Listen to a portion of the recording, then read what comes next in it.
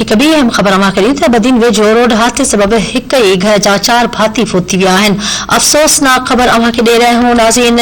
बदीन वेझो रोड हादसे सबब हिक ई घर जा 4 भाती फौत थी विया आहिनि। यूसुफ शाह स्टाफ वेझो ट्रक ऐं कार विच में टक्कर थी पियो आहे, जंहिं सबब हिक ई घर जा 4 भाती फौत थी विया आहिनि। इतला ते पुलिस पहुची फौतिन जा मढ़ अस्पताल मुंतकिल करे छॾिया आहिनि। अमा खे अफ़सोसनाक ख़बर ॾेई रहिया आहियूं। बदीन वेझो रोड हादसे सबब हिक ई घर जा 4 भाती जेके आहिनि फौत थी विया आहिनि। यूसुफ शाह स्टाफ वेझो ट्रक ऐं कार विच में टक्कर थी पियो आहे। हादसे सबब हिक ई घर जा 4 भाती फौत थी विया आहिनि। इतला ते पुलिस पहुची फौतिन जा मढ़ अस्पताल मुंतकिल करे छॾिया आहिनि। अमा खे अफ़सोसनाक ख़बर ॾेई रहिया आहियूं नाज़रीन। बदीन वेझो रोड हादसे सबब घर जा 4 भाती फौत थी विया आहिनि।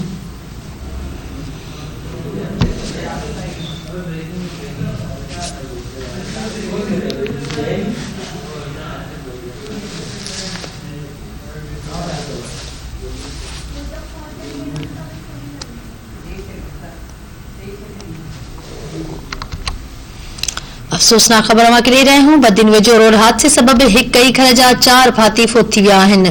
यूसुफ शाह स्टॉप वेझो ट्रक ऐं कार विच में टक्कर थी पियो आहे, जंहिं सबब हिक ई घर जा 4 भाती फौत थी विया आहिनि। अमा खे अफ़सोस ख़बरनाक ॾेई रहिया आहियूं। इतला ते पुलिस पहुची फौतिन जा मढ़ अस्पताल मुंतकिल करे छॾिया आहिनि।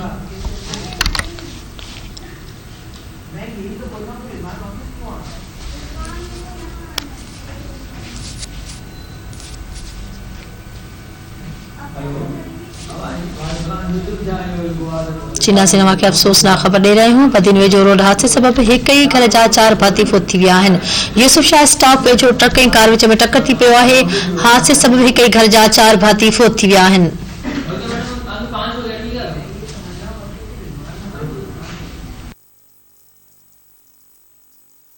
पिया त फौतिन जो अंग वधी 5 थी वियो आहे। अफ़सोसनाक ख़बर ॾेई रहिया आहियूं। यूसुफ शाह स्टॉप वेझो ट्रक ऐं कार विच में टक्कर थी पियो आहे, जंहिं सबब हिक ई घर जा 5 भाती जेके आहिनि उहे फौत थी विया आहिनि। इतला ते पुलिस पहुची फौतिन जा मढ़ अस्पताल मुंतकिल करे छॾिया आहिनि। अहम ऐं अफ़सोसनाक ख़बर अमा खे ॾेई रहिया आहियूं नाज़रीन। बदीन वेझो रोड हादसे सबब हिक ई घर जा 5 भाती फौत थी विया आहिनि। इन हवाले सां असां सां गॾु टीवी न्यूज़ जो रिपोर्टर अली मोहम्मद शान लाइन ते मौजूद है। जी अली मोहम्मद, हादसे बाबति आगाह कजो। हाँ जी, मैं तव्हांखे ॿुधाइण वाला तो इंतहाई खौफनाक रोड हादसो पेश आयो है। ॻोठ यूसुफ शाह हैदराबाद रोड ते हादसो थियो है, जंहिंमें ट्रक ऐं कार में ज़ोरदार टक्कर जे नतीजे में खट्टी बिरादरी सां तालुक रखंदड़ जेके तलहा जा ॿुधाया पिया वञनि वार्ड नंबर 5 जा, जंहिंमें 3 मर्द ऐं 2 औरतूं आहिनि जेके उते ई जेके तॾहिं ते फौत थी विया आहिनि।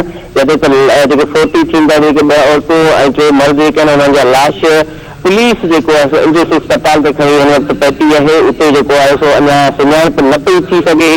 हिकिड़े जी सुञाणप थी सघी आहे जंहिंजो नालो अज़हर हुसैन वल्द इक़बाल हुसैन जिते ॿुधायो पियो वञे। बाक़ी ॿियो ॿुधायो पियो वञे त उन्हनि जो तालुक जेको खट्टी बिरादरी सां जेके तलहा जा रहवासी आहिनि ऐं रोड जो जेको हादसो आहे उन नतीजे में 5 जेके आहिनि 2 औरतूं ऐं 3 जेके मर्द फौत रोड हादसे जो शिकार थिया आहिनि। जी ठीकु आहे अली मोहम्मद, वॾी महिरबानी तफ़सील ॾियण जे लाइ।